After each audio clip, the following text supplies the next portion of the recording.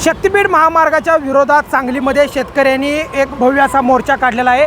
आपण या ठिकाणी पाहू शकता बैलगाडीच्या माध्यमातून या ठिकाणी शेतकरी जिल्हाधिकारी कार्यालयावरती आपला मोर्चा घेऊन जात आहेत। मोर्चाची प्रमुख मागणी अशी आहे की शक्तीपीठ महामार्ग हा रद्द झालाच पाहिजे अशी त्यांनी या ठिकाणी त्यांची भूमिका आहे।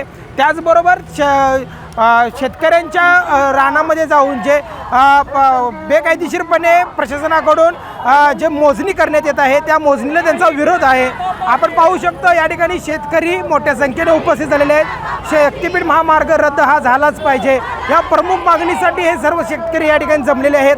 आपण या ठिकाणी पाहू शकतो या ठिकाणी महिला वर्ग मोठ्या प्रमाणात या ठिकाणी जमलेला आहे।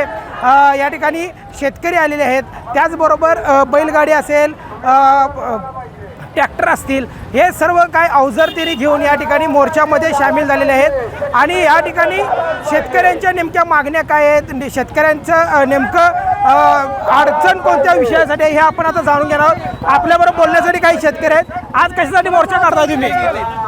आज मोर्चा कशासाठी? आज महाराष्ट्र सरकारनं जो शक्तीपीठ महामार्ग या शेतकऱ्यांच्यावर लादलेला आहे तो शक्तीपीठ महामार्ग रद्द झाला पाहिजे ही मागणी आहे। कारण या भागातल्या बागायती जमिनी त्याच्यामध्ये चाललेल्या आहेत, शेतकऱ्यांचं फार मोठं नुकसान आहे। या सांगली परिसरातल्या सगळ्या भागामधून वारणा आणि कृष्णा या दोन नद्या जात असल्यामुळे त्या ठिकाणी जो भराव पडणार आहे त्या भरावाचा तोटा या परिसरातल्या सगळ्या नागरिकांना होणार आहे। म्हणून हा शक्तीपीठ महामार्ग रद्द झाला पाहिजे याकरता आजचा मोर्चा आयोजित केलेला आहे। आपल्याबरोबर स्वाभिमानी शेतकरी संघटनेचे पदाधिकारी आहेत, त्यांच्याशी बातचीत करूया। काय सांगाल, काय आज मोर्चाची प्रमुख मागणी आहे? राजू शेट्टी किती वेळा तिथे येणार आहेत? राजू शेट्टी इथं पोचतील, 2 मिनिटात पोचतीलच। परंतु आमची प्रमुख मागणी ही आहे की कोणत्याही भाविकाने हा शक्तीपीठ महामार्गाची मागणी केलेली नाही। तसंच ह्या महामार्गाला लागून नागपूर रत्नागिरी हायवे आहेच, त्याच हायवेला सध्या या ठिकाणी म्हणावं तेवढा टोल जमा होत नाही। आणि हे दुसऱ्या आमच्या पिकाऊ जमिनीतनं हा शक्तीपीठ महामार्ग नेऊन शेतकरी पूर्ण उद्ध्वस्त केला जाणार आहे।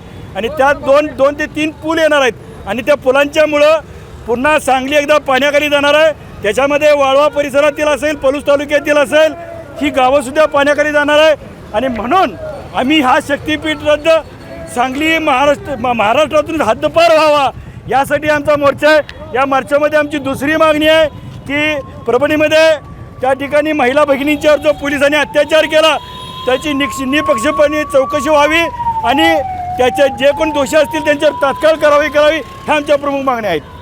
नक्कीच आपण जर पाहिलं असेल की या शेतकऱ्यांची मागणी आहे की कोणत्याही या ठिकाणी मागणी नाही तरी बी या ठिकाणी सरकारने दडपशाही पद्धतीने या ठिकाणी शक्तीपीठ महामार्गाचं काम सुरू केलेलं आहे, ते तात्काळ रद्द करावं अशी मागणी या शेतकऱ्यांनी केली आहे।